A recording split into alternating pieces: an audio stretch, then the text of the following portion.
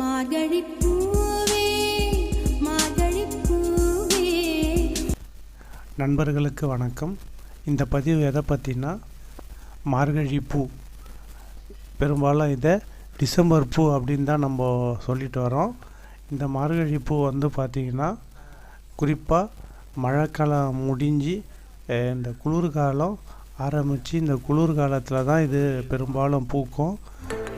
இது எந்த மாதங்களில் வரும்னா இப்போ டிசம்பர், ஜனவரி இந்த மாதங்களில் இந்த பூக்களை அதிகமாக பூக்கும்.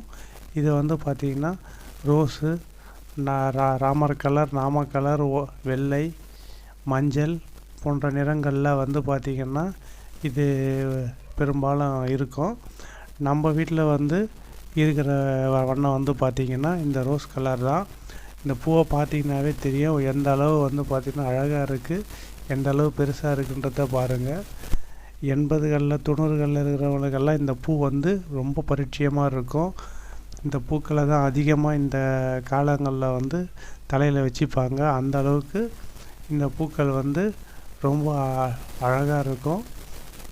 அது வாசனை இல்லாததுனாலையும் ரொம்ப அட்ராக்டிவான கலரில் இல்லாததுனாலையும் இப்போ பார்த்திங்கன்னா யாரும் இந்த பூவை அவ்வளோவா பயன்படுத்துறதில்ல.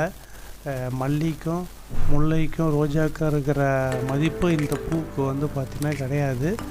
இது பார்த்திங்கன்னா ஒரு சீசன் ஃப்ளவர் அப்படின்னு சொல்லலாம். இந்த குளிர்காலங்களில் மட்டும்தான் இது கிடைக்கும். மற்ற நாட்களில் இது கிடைக்கிறது ரொம்ப அரிது தான்.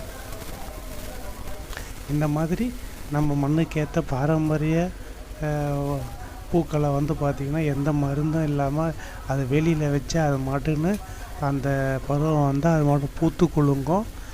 இடம் இருக்கிறவங்க இந்த மாதிரி பார்த்திங்கன்னா வெளி ஓரத்தில் இந்த செடி வைக்கலாம், வச்சு பயன்பெறலாம் என தெரிவித்துக் கொள்கிறேன். நன்றி, வணக்கம்.